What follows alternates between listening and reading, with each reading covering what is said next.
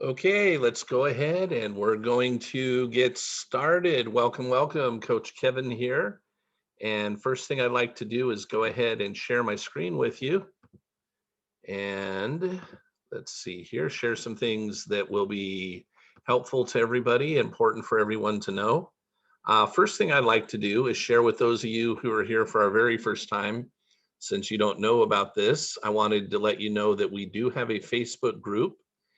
This Facebook group coincides with the meetup group, and it has exactly the same name. The name of the group is I Want to Be Really Rich, and I do not apologize for it. The only difference between that and your meetup is just the initials for the city that you're in. Okay. But it's the one meetup, it's the one Facebook group for all of the meetup groups that we have throughout the country. We have, oh, I don't know, we have several that actually funnel into the Zoom meeting that we're having right now. So just wanted to let you know that you can come find us, come join us, come interact with us. The other reason you would probably want to join it, for instance, the study material we're going over today, here it is. You can actually go into the group and get a copy of it.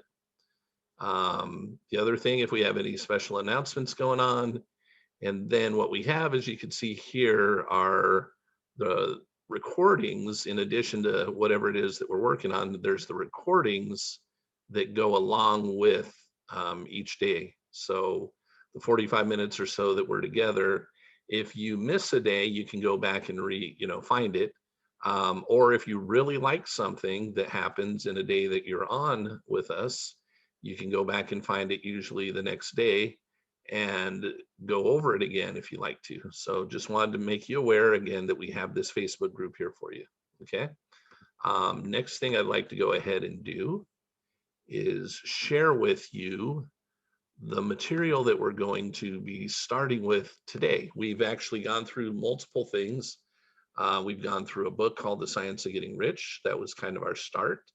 On Thanksgiving, we had a very special study session. Go into the only place you're going to find the material is in the Facebook group, because it's not somebody else's material. It was, well, it is, but it was given to me by Bob Proctor. Bob Proctor is actually someone who's been a coach and mentor of mine. I've been a coach and facilitator for his programs. Now I'm independent. And but that was something that we went through on Thanksgiving, which was terrific. But that's the only place you're going to be able to find it unless you were like myself, a coach of his at one point. All right. What I want to share with you though is we're going to be going through, if you look at the very top, you can go to this website. It's hiddentreasuresbook.com. Hiddentreasuresbook.com. And on this website for free, you just scroll down a little bit, it says click here to download for free. You're going to be able to download a book called Hidden Treasures. Okay. And this is a book that goes more in depth into the laws of the universe and how things actually work, especially on a law of attraction level. Okay. So a lot of times people try to apply the law of attraction. Well, I say apply the law of, you don't really apply the law of attraction. The law of attraction is always working. They're trying to actually manifest using the law of attraction. That's the better way to put it. To be intentional about what comes into your life instead of accidental. Um, and a lot of times people don't realize that there are other laws in addition that govern how things work, especially in relationship to receiving a lot of money or wealth in their lives. So they start working on trying to manifest what they want, they get stuck. Well, no big surprise that you get stuck because you don't have the entire picture. I mean, think about it. What if you had a multi-thousand piece puzzle that you were given to put together and nobody ever gave you the box with the picture on the front, right? It was just a box with a ton of pieces and no picture, right? Eventually, you could probably figure it out, but how much faster can you figure it out if you get the whole picture? You guys understand that? There's a big difference. When you have the whole picture, you still have work to do. It's still going to take time to put the puzzle together. It's still going to take time to get the results that you want. But the difference in the amount of time it's going to take you when you have the whole big picture up front is a much, much shorter than it would be if you're trying to put that giant multi-thousand piece puzzle together without something to show you what it's supposed to look like when it's done. Okay. That's essentially what Hidden Treasures is going to do. The person who authored this book is actually someone who's been a friend of mine. Way back, she was actually the person who was a Bob Proctor coach and facilitator at the time. She's the one who taught the Science of Getting Rich seminar that I went through originally. So, and I'm so glad she sells this book. If you want a paperback copy, I'm sure you could go find it on Amazon pretty easily. If you want a Kindle copy, you can go do that too. But here you can get a free PDF to follow along with us. I'm glad she's made it available for free, because now I can use it as something to share with you guys this way, and we can go through it and kind of take it apart and learn from it. And hopefully, as we go through this, you will start to get the big picture, so you can actually put your puzzle together and get what it is that you want out of your life. Okay. So if you go there and download it, terrific. We are going to be starting on this today. And as you can see through the table of contents, we'll be on it for a little bit, maybe as long as a week and a half to 2 weeks, because of the number of pages and chapters. I guess we'll just have to see. You have the introduction, a few basic questions. That is likely what we're going to get through today. All about the laws could very well be what we do tomorrow, or if we have time, we might jump in to the additional laws. But these are the lessons which are essentially helping you understand each of the laws, how they operate, and again, how to get the big picture. Because in matter of fact, when we talk about law of attraction, you don't even see that on here, do you? Law of attraction is actually a secondary law, which is in relationship to the law of vibration. All right. And then there's going to be a challenge for you, a summary, and some other things that can be helpful. So I recommend, again, you go find it. You can go to the website, download it, or if you don't want to give your information that way, you can go to the Facebook group and download it. Either way, you can get a copy of it and follow along with this. All right. Now, as far as how things go with the group, here's essentially what we're going to do. There's going to be time that I'm going to leave for us. I try to leave somewhere between 10, maybe 15 minutes of the 45 minutes for you guys to comment and ask questions and do things like that. But up until that point, I'm not going to be paying attention to like chat and stuff like that. I'm going to be going through this and actually reading it to you, and then potentially adding some commentary where I think it might be helpful in taking this apart and helping us understand it a little bit better. But for those of you that have questions, you'll have your opportunity. For those of you who have things that you'd like to share, comments, ahas, things like that, you'll also have the opportunity. It'll just be in a little while from now. Okay, introduction to this book. And maybe get a quick drink of water before I do this.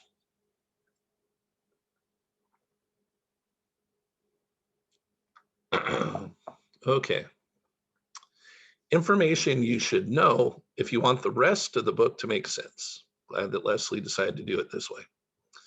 The following book is a companion to my modern day allegory, The Jackrabbit Factor, Why You Can.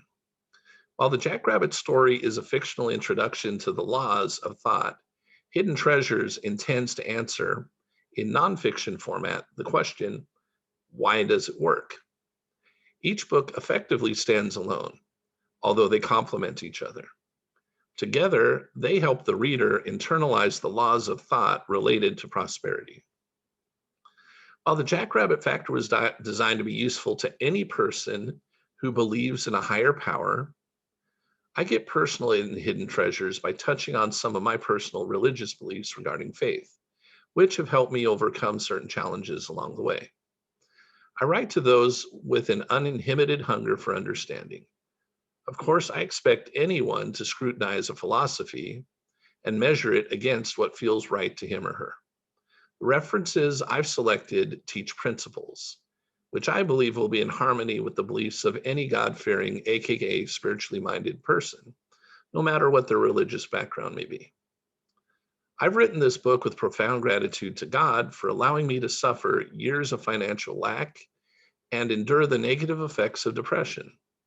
Though I felt abandoned at the time, I can see now that he had everything under control all along.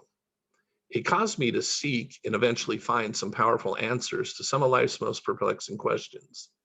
Without the experiences that took me through extreme bitterness and despair, I never would have been so driven to search for the answers I'm presenting here.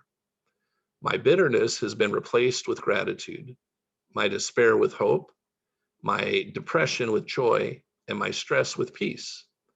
And the poverty has been replaced with abundance. I'm compelled now to share what I've learned because I know I'm not the only one to struggle with finances. Bob Proctor is the man responsible for introducing me to many of the ideas contained in this book. He is a world-renowned speaker, best-selling author, and founder of Life Success Productions. Although he isn't a member of the Church of Jesus Christ of Latter-day Saints, he has been known to quote a Mormon verse in his presentation. He says, and I agree, that the following one passage beautifully sums up the foundational idea behind the principles of prosperity you will find in this book. The verse reads, "There is a law irrevocably decreed in heaven before the foundations of the world, upon which all blessings are predicated. And when we obtain any blessing from God, it is by obedience to that law upon which it is predicated." While the interpretation and application of scriptures and ideas are my own, and I do not necessarily represent the beliefs or doctrine of any particular denomination, you will find the principles contained in this book to be universal. Most of my life, I wanted to be obedient to God's laws, as I understood them, for I believed that to do so was the only way to true happiness. I also believed the best way to be righteous was to live a meager life, so that I would remain forever humble, an attribute necessary for salvation. After all, a rich man shall hardly enter into the kingdom of heaven. I also believed it was evil to desire riches, and I was certain that the richer a person was, the more miserable they must become sooner or later. However, after I married and started a family, I wrestled with a dilemma similar to the one experienced by Adam in the Garden of Eden, which I call the Adam dichotomy. God gave Adam two commandments: don't eat the forbidden fruit, and multiply and replenish the earth. But when Eve partook of the forbidden fruit and was cast out of the garden, Adam had a difficult choice. He could righteously refuse the fruit, but fail to replenish the earth. Or he could replenish the earth only after following Eve's forbidden action. Either way, he'd be ruining a perfect track record.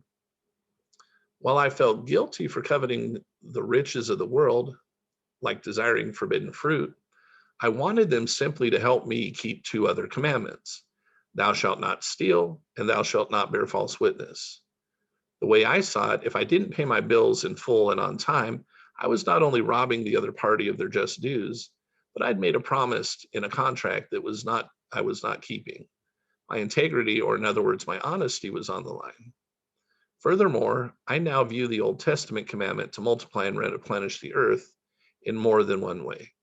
To me, it's not just a literal directive to have children, but also a symbolic instruction to take whatever I've been blessed with and multiply it to demonstrate good stewardship. I believe God would have his children strive to multiply what little resources they may have so that they can live more abundant life and serve him with more dedication and focus. In a sense, I partook of the forbidden fruit, sought riches, so that I might multiply my talents and be a better servant of the Lord. After all, I thought how much more good I could do for the Lord if I was not so self-absorbed with my needs all the time. I heard it said, money isn't evil, it just makes you more of what you already are. If you're good, then with money, you can do more good. If you're evil, then we don't want it in your hands. I finally decided that it was probably okay to seek riches against my conscience rather than resign myself to the smothering prison of debt and the stain of poor credit. However, obtaining riches was not as easy as I thought it would be. Somehow I believed that if I were just righteous enough, God would prosper me, not just spiritually, but financially as well. I went to church each week. I prayed daily. I donated my time to teaching children and teenagers on Sunday. I fed missionaries who were far from home and needing a meal, even though the meal was never fancy. I babysat for free to give weary mothers like me a break. I paid an honest tithing. and I suffered from depression. Focusing on the needs of others was supposed to bring me joy, but no matter how much I tried to do what was right, I keenly felt the weight of our financial burdens nearly every moment of the day. I felt a growing affinity to the children of Israel who begged for deliverance from their slavery in Egypt. But where was my Moses sent to deliver me? My husband and I ventured into a few money making ideas, and we personally kept the self help industry in business, or so it felt. The way I remember it, we sacrificed anything we could in order to keep our bills paid and also feed our minds to learn how to succeed. I sold my wedding dress and a flute at a yard sale. I was so desperate for money that I actually sold my young women's medallion to a very excited middle aged lady. I'm embarrassed to say that I hadn't realized it wasn't just a pendant that I could replace in my local Deseret bookstore. Gratefully, years later, when I was asked to fill a position in the Young Women's Organization, my good bishop arranged to provide me with a replacement. I also remember traveling across the country to attend a seminar with no room on a credit card for the rental car and a can of corn in our backpack. I remember jumping at every opportunity to spend time with mentors, even if it had to be at 10 p.m., 2 hours from home. It didn't matter what we had to arrange for an overnight sitter, like an insomniac member of our congregation, that it would mean returning in the early morning hours, just in time to clean office buildings as janitors, and then go to work at our regular jobs. We invested in our education through motivational seminars, books, audios, and time with mentors regularly for about 7 years. Crazy, maybe so. But simply put, we were hungry for insight. Through our study, it became clear that our attitude had everything to do with our success, but we still constantly fell back into old thinking patterns, failing to put out our financial distress, or failing to pull out of our financial distress. While my husband remained committed to continual growth and learning, I eventually became jaded and weary from years of effort with hardly anything to show for it. Having decided to quit trying, I nevertheless consented to attend just one more seminar, which I determined would be my last. I decided to give up trying to change our lifestyle and just settle in, grateful for life the way it was, even in all its misery. I guess the Lord knew what was going on with me because he sent Bob Proctor to be the guest speaker. It was one of those experiences where I felt for a moment that the entire presentation was put together just for me. Bob had an amazing message. Partway through his presentation, my husband and I looked at each other with our mouths wide open. Unlike many of the other seminars we had attended, here was no hype. While enthusiasm is an effective way to get a person going, this one had a different effect on us. His message required no hype because it was just an unbelievably simple but powerful explanation of how the universe operates. The real reasons for our financial bondage became absolutely clear, and I realized why God had not prospered us, nor would he prosper us until we began obeying his laws specifically governing prosperity. I'd been hoping for monetary blessings by relying on a few spiritual laws. I had reduced everything I had been taught down to one simple false philosophy: be good and you'll prosper, which is about as absurd as thinking that as so long as you obey the speed limit, you can shoplift without consequence. Different laws have different consequences attached. I learned that if I wanted to prosper financially, I had to quit breaking the laws that govern prosperity. For one thing, I hadn't known they existed, and for another, I didn't know I was breaking them. As I learned the laws governing the abundant life, I gratefully discovered that they are in perfect harmony with the commandments I'd been raised to follow.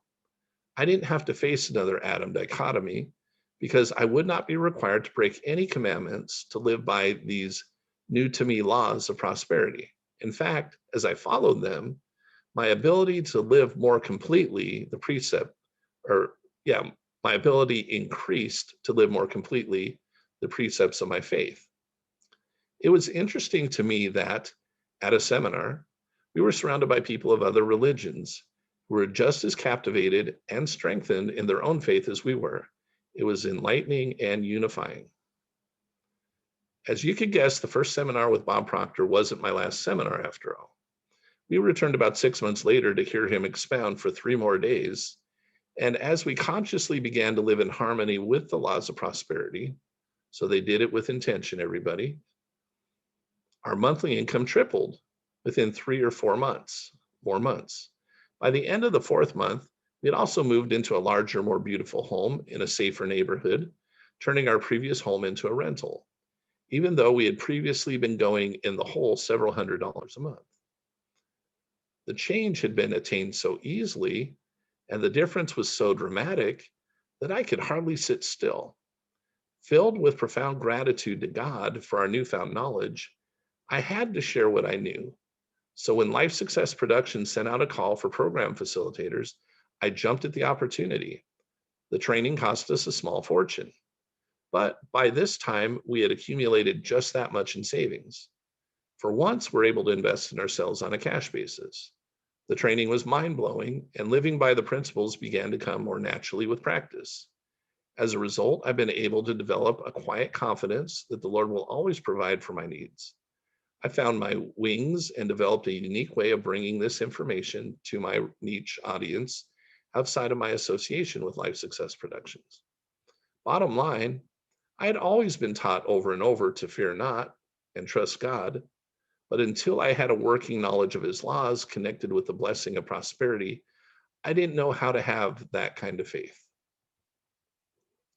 Soon after becoming a program facilitator, I stumbled onto shelovesgod.com and responded to an article written by the founder, Marnie Fierson. That began a conversation which eventually led me to share what I'd learned with her. Marnie says, as a direct result of learning these laws, I've tripled my internet income, and my husband is retired from his day job to start his own personal chef business, which he has been dreaming about for years.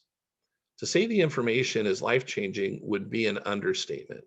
Marnie Fierson, author of Light the World, How Your Brilliance Can Shift the Planet, and founder of IgnitePoint.com and SheLovesGod.com. In 2002, at her request, I wrote a series of articles about these laws for her subscribers. Over time, that collection of articles was compiled and revised to become the book you hold in your hands. For more than a year, I presented the principles on the internet with exclusive reference to the King James Version of the Bible, and just a few secular works, as well as the support that supported the ideas.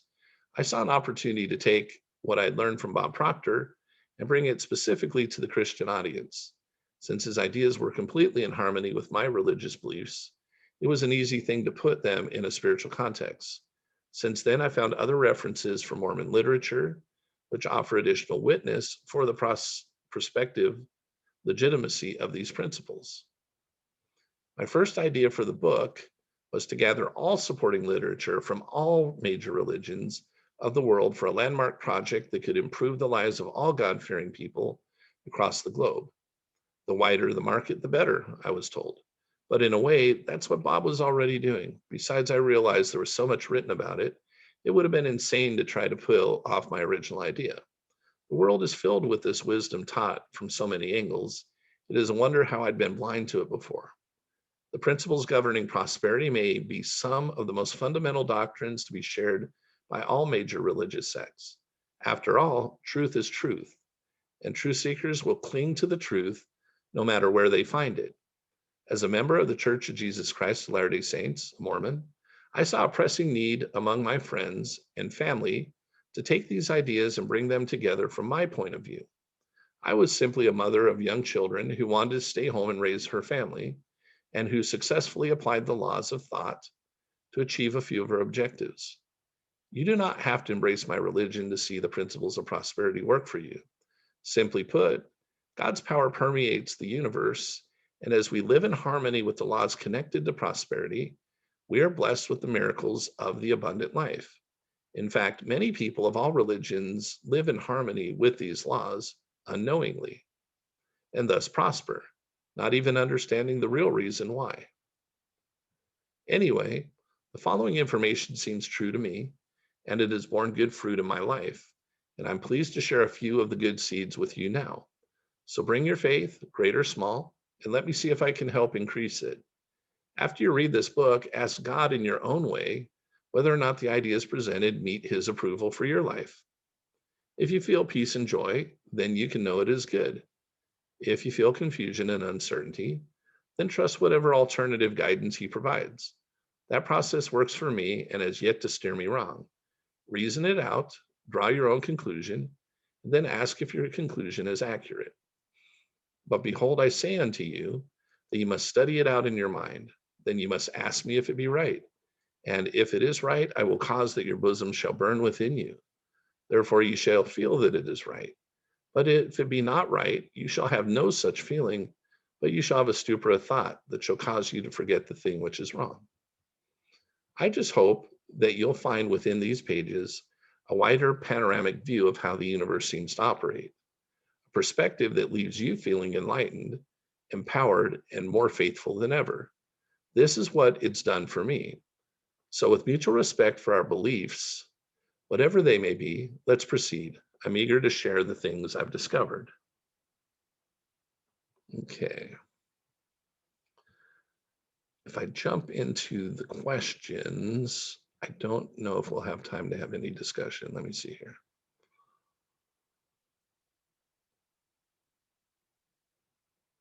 Yeah. Okay. We're going to hold off on this part, I believe. Yeah. Need to give it enough due time. Okay. So we're going to wait until tomorrow to hop into that. Hey, looks like we got a bigger group now that I can see your faces and whatnot. Awesome. Glad to have you guys here with us. And cool.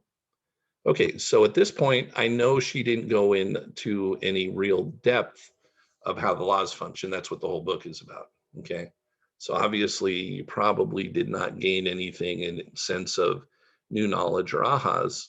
However, what probably is very likely for many of us is the ability to relate to some of the challenges that Leslie had been dealing with in her life and thoughts and feelings around, money, wealth. Is it good or bad? Is it, good or evil? Should I have a lot or a little, or any of those types of things? If you have any comments or questions around what we've been talking about and read so far, feel free to come off mute and share that with us.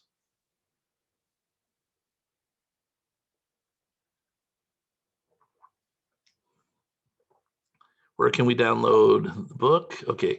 First of all, at chat, luckily that popped up and I could see it. I'll show you really quickly where you can get the book. Um, actually showed everybody a little while ago when we first got started. But anyhow, join our Facebook group. It's called I Want to Be Really Rich, and I do not apologize for it. Same name as the meetup group. I want to be really rich, and I do not apologize for it. And then if you scroll down a little bit, here it is, because I just put it in there today. So that's one place you could go download it. The other thing that you could go do is you could go to this website, hiddentreasuresbook.com. Scroll down a little ways and click here to download, and then put in your email and stuff like that. And Leslie Householder and her business will send it to you. So either way, you can get a copy of it for free. It's easy to also to find on Amazon in paperback, and there's a Kindle version too. All right.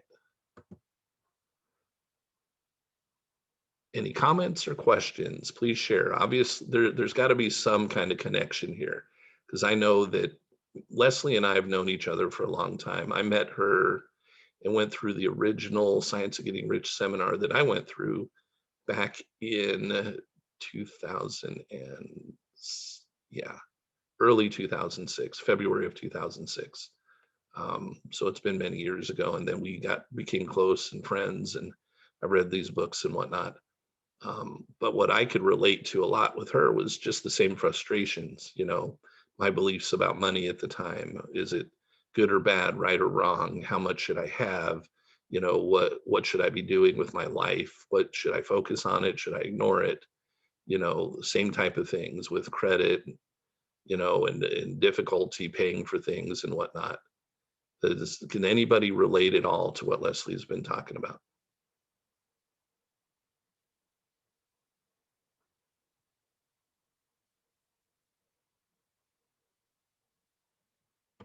Well, either real shy or Hi, this is yes. Francine. Hi, So Francine. I can relate to a certain extent because um, at one point I was very, very successful, and then I moved, and then I spent a lot of money to be successful again, and it has not quite happened yet. So I'm trying to figure out, okay, what did I do before to be so successful, and that I'm still struggling after 10 years to reach that level where I was before. So that's where I'm at. Okay. Okay. Thank you for sharing, Francine. I've seen a lot of people go through that. I've helped a lot of people that have been through that get back to the other side and then kind of rocket ship away from there and get way far away from it, which is really good. Um, I would tell you that somewhere, somehow, most likely, there was some new or old, one way or the other. There's some subconscious programming that went on in your life, either a long time ago, even before you were successful, that you were able to overcome for a while, but then those thoughts and things came back. Or what ended up happening is the type of business you had, Francine, 10 years ago, or whatever, however long it was you had it. What was the business? I'm a real estate agent Okay. broker. So Okay. So basically, I've been doing that for 24 years. 24 years. Okay. Okay. Terrific. But I Um, moved location. I moved from Northern Virginia to the Charlotte, North Carolina area. okay. Okay. So we're talking about roughly, you made the move in about 2010 or No, 2004. 2004. Yeah, Okay. So it's been longer than 10 years. yeah. Okay. Okay. So you're doing great in one place, you move to another. Um, I say obviously, right? I don't know what you did to build your clientele up before, but you were doing well. What was there anything emotion? Was it a move that you wanted to make, you were excited to make, or was it a move you did for another person? What was the reason you made the move in the first place? I was in a bad marriage, and my daughter was moving from Ohio and said, "Hey, I think I'm going to go in real estate, Mom." So I said, "Oh, okay, this is my out. Okay. I'm I'm going to start a new business with my daughter." But it was a very different situation where I was in Northern Virginia. We were a suburb of DC, so I got to be known very, very quickly.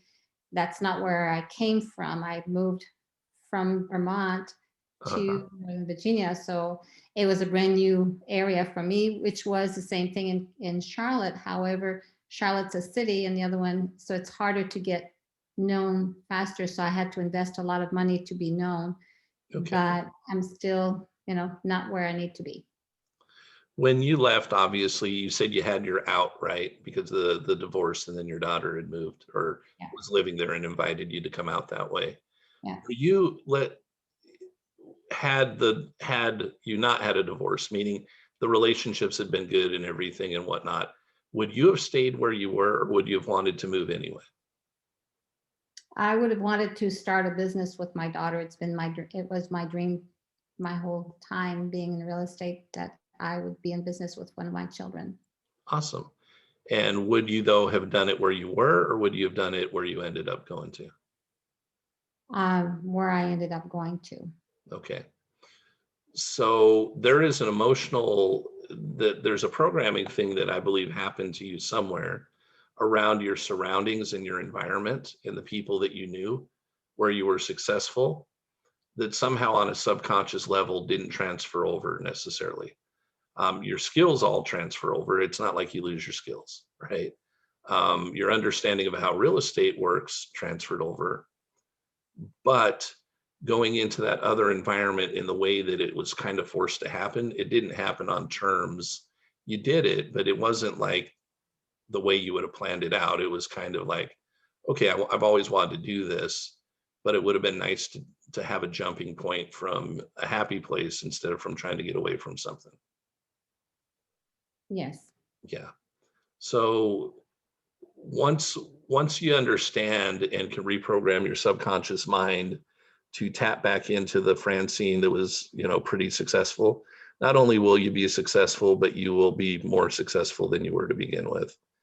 And you'll have the understanding of how to help other people when they get stuck too.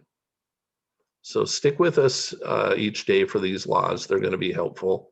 And, consider either now or in the future, not getting real estate coaching or training, but getting some help on the side of reprogramming your subconscious mind to help you instead of fight against you, because it's been fighting against you. Okay, thank you. You're welcome.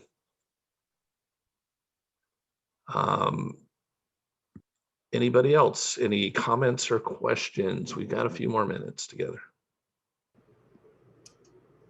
Hi. I actually just found this page or group just now. I'm from Sydney, Australia. Hey, welcome. Awesome. Are you in Sydney right now or from Sydney? No, I'm in Sydney. It's 5:30 a.m. Oh, well, hi. Welcome. Glad to have you. Yeah, you know what? I have had some recent changes, like even up until the last week recently. I'm ready to focus on myself and reprogram my subconscious. And I woke up like an hour ago and I felt like I need to go on Meetup. I don't know why. This has That's never happened. hilarious. Yeah. And then I just got onto this Zoom meeting. So here I am. And yeah, I'm happy to be here. And I'm just wondering, like, I think it's really deep, like from like the earliest memories of money. It's all about like, I was just always told that money slipped through my fingers. And I really feel like that's playing out now in my life. So like, what kind of things can you do to reprogram like these early things that would help you, kind of thing? The first step, I mean, one thing we need to go through, the real first step for everybody to even do this at all, but it's the one that people try to skip a lot of times, and they just want to jump into trying to change things, is to be very clear about what you want things to be like, instead of saying what it is you don't want things to be like. True. So that would be step one. I'm going to, since you're our very first person from Australia ever, I'd like to give you my email address. Okay. And then let's set a time to talk over Zoom, just you and I, for just a little bit, if you're cool with that. Yeah, that sounds great. Thank you. All right. So my email address it's my name, Kevin Sparks, but it's Coach in front of it. So Coach Kevin Sparks. Yep. @gmail.com. Okay, great. Just say, hey, it's Heidi from Australia, just reaching out so we can talk on Zoom for a little bit. Okay, great. Thanks, Kevin. You're welcome. All right. Anybody else with any comments or questions they'd like to share? Hi, my name is Nyla. Hi, Nyla. I thought the same thing when she mentioned that she prayed and thought that if she was a certain way, or it had more to do with who she was as a person versus what she actually practiced. I mean, that is a form of practice too. Sure. But I could relate to that. Yeah. Initially. And for those, I mean, and I imagine in some way, shape, or form, most of us believe, in something. There is this kind of assumption because of how we're brought up, right? There's this kind of assumption, hey, if you're good and you go do what's good, God will take care of you. And yeah, okay, that's not necessarily not true, okay? However, our subconscious mind takes that definite God will take care of you, and for different people that means something different. For some people, God will take care of you, it literally lifts their belief to the point where they're like, oh, God will help me become rich, and because of God I will be rich. And then there are other people, what that means is God will make sure I stay alive. Okay. So I'm talking two very different ends of the spectrum. Like God will make sure that I'm alive tomorrow. I don't, I don't know what I'm going to eat. I don't know what where I'm going to sleep. I don't know, but somehow every day I end up with enough in my mouth and somewhere, even if it's in a car or whatever, and I'm still alive. With the homeless person, their belief allows them to remain alive, but their subconscious programming is not allowing them to enjoy life much more beyond that.